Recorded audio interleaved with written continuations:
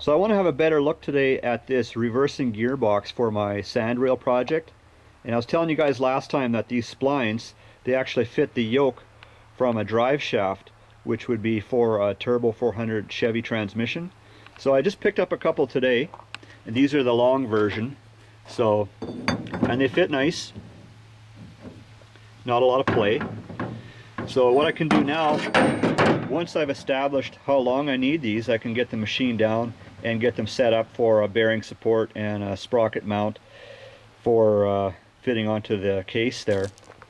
And I weighed this thing before, and check it out, 13 or 14 pounds, which is not bad. You know, that's not a lot of weight to add to the machine.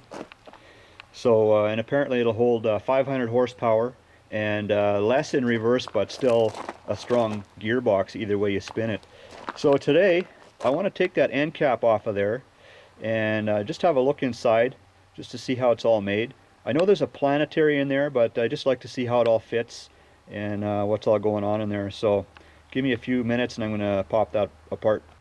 So these can be found at roadstercycle.com, and got mine apart. There's still a shaft left on the inside of that housing. So this is that Planetary that came out of there, and you can see the 3 planet gears.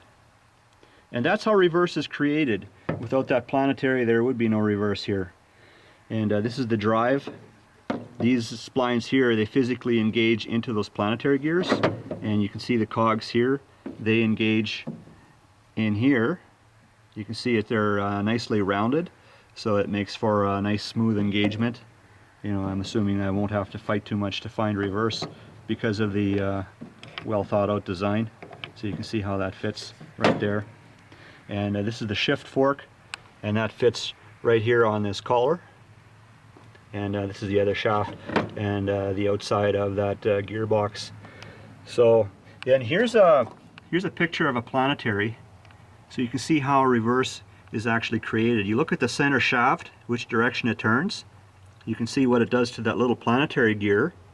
And then the outside of that Planetary gear, you can see that it's turning the opposite direction. So then it starts to rotate everything in the opposite way, creating reverse. Check it out. So they got an O-ring right in here. I always like that. And back to the shift fork. You see what they've done here? So there's 2 O-rings right in here.